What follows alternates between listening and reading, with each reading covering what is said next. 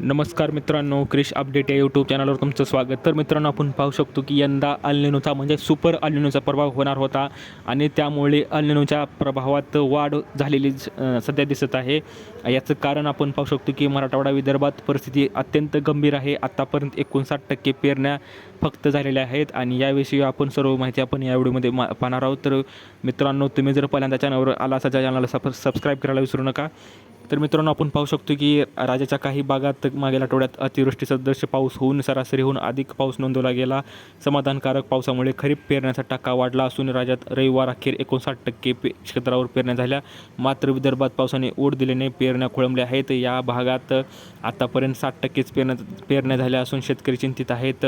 दरम्यान मोसमी पावसाच्या हंगामात प्रशांत महासागरातील अल निनो स्थितीचा प्रभाव वाढत असून पावसाचे प्रमाण असमान होत आहे. यंदा राज्यात मोसमी पावसाच्या आगमनापासून त्याचे अनेक भागात होणारे असमान प्रमाण दिसून येत आहे. जून महिन्यात दीर्घकाळ पावसाने ओढ दिल्यानंतर जुलैच्या सुरुवातीला मोसमी पाऊस सक्रिय होऊन कोकणासह मध्य महाराष्ट्रात अतिवृष्टी सदृश पाऊस झाला आहे. मात्र मराठवाडा, मध्य महाराष्ट्रातील बहुतांश जिल्हे आणि विदर्भातील काही भागात आत्तापर्यंत सरासरीहून कमी पाऊस झाला आहे. त्यामुळे राज्यातील निम्मा भाग सध्या आत्तापर्यंत 1 जूनपासून ते संपूर्ण राज्यात सरासरीच्या आसपास पावसाची नोंद झाली आहे. तरीही बहुतांश जिल्ह्यात शेतीसाठी आवश्यक असणाऱ्या पावसाचा अभाव दिसून येत आहे.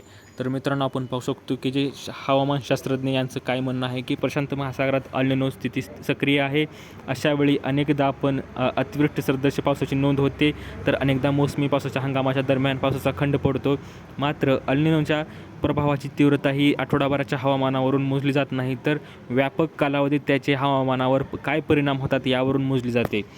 तर मित्रांनो, हे होतं हवामान तज्ज्ञाचं म्हणणं. तर उकाडा त्यामुळे वाढण्याचा अंदाज आहे. तर मित्रांनो, अशी ही अपडेट होती आणि जवळपास 59% पेरण्या झाल्यामुळं पण शेतकरी पण चिंतित आहे. तरी तुम्हाला सुपर अल निनोबद्दल काय वाटतं तुम्ही कमेंटमध्ये सांगू शकता. दिलेली माहिती समजली असेल तेवढ्याला लाईक करा, जास्तीत जास्त शेअर करा, चॅनलला सबस्क्राईब करायला विसरू नका.